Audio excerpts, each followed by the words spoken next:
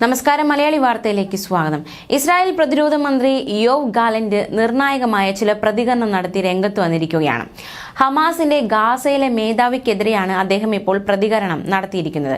ഹമാസിന്റെ ഗാസയിലെ മേധാവി യഹിയ സിൻവാർ ഒളിത്താവളങ്ങളിൽ നിന്ന് ഒളിത്താവളങ്ങളിലേക്ക് നീങ്ങിക്കൊണ്ടിരിക്കുകയാണെന്ന് യോവ് ഗാലന്റ് പരിഹസിച്ചു. ഹമാസ് നേതാവിന് ഇപ്പോൾ തന്റെ അനുയായികളുമായി ബന്ധപ്പെടാൻ ഒരു മാർഗവുമില്ലെന്നും യോവ് ഗാലന്റ് പറഞ്ഞു. ഗാസയിൽ നേതാവായിരുന്ന യഹിയ ഇന്ന് ഒളിച്ചോടിയ ഒരു തീവ്രവാദിയായി മാറി.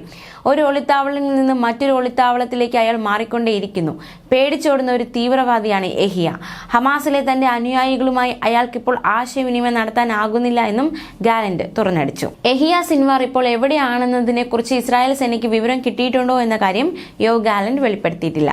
അതേസമയം ഇസ്രായേൽ സൈന്യം പിന്മാറിയ കേന്ദ്രങ്ങളിൽ പോലീസിനെ പുനർവിന്യസിച്ച് ഹമാസ്. ഗാസ സിറ്റിയിലെ സർക്കാർ ഉദ്യോഗസ്ഥർക്ക് ഭാഗികമായി ശമ്പളവും വിതരണം ചെയ്തു തുടങ്ങിയതായി വാർത്താ ഏജൻസിയായ AP റിപ്പോർട്ട് ചെയ്തു. താൽക്കാലിക സർക്കാർ ഓഫീസുകൾ തുറക്കുകയും ചെയ്തിട്ടുണ്ട്. ഗാസ സിറ്റിയുടെ നിയന്ത്രണം വീണ്ടും ഹമാസ് തിരിച്ചു പിടിക്കുന്നതിന്റെ സൂചനയാണ് ഇതിനെ രാഷ്ട്രീയ നിരീക്ഷകർ വിലയിരുത്തുന്നത്. ഹമാസിനെ ഗാസയിൽ നിന്ന് പൂർണ്ണമായി തുരത്തുമെന്ന് ഇസ്രായേൽ നേരത്തെ പ്രഖ്യാപിച്ചിരുന്നെങ്കിലും വിജയം കാണാതെ മിക്കയിടത്തു നിന്നും സൈന്യം മടങ്ങിയിരിക്കുകയാണ്. ഇവിടങ്ങളിലാണ് യൂണിഫോമിലും അല്ലാതെയും ഹമാസ് പോലീസ് തിരിച്ചെത്തിയത്. ഗാസയിലെ പോലീസ് ആസ്ഥാനം, സർക്കാർ കാര്യാലയങ്ങൾ, അൽ ഷിഫ ഉൾപ്പെടെയുള്ള ആശുപത്രികൾ എന്നിവയുടെ പരിസരത്തെല്ലാം പോലീസിനെ വിന്യസിച്ചിട്ടുണ്ട്. ഇതിനു പിന്നാലെ ഇവിടെ ഇടവേളയ്ക്ക് ശേഷം ഇസ്രായേൽ വീണ്ടും ആക്രമണം തുടങ്ങിയതായും റിപ്പോർട്ടുണ്ട്.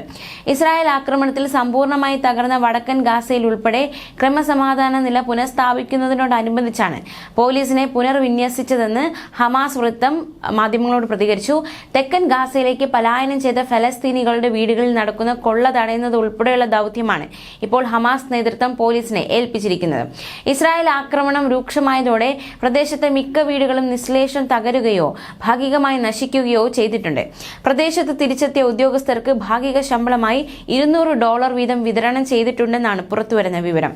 താൽക്കാലിക ഓഫീസുകളെ ലക്ഷ്യമിട്ട് ഇസ്രായേൽ ആക്രമണം നടന്നതായി ഒരു ഗാസ സ്വദേശിയെ ഉദ്ധരിച്ച് വാർത്താ ഏജൻസികൾ റിപ്പോർട്ട് ചെയ്യുകയും ചെയ്തു. ന്യൂസ് ഡെസ്ക്, മലയാളി വാർത്ത.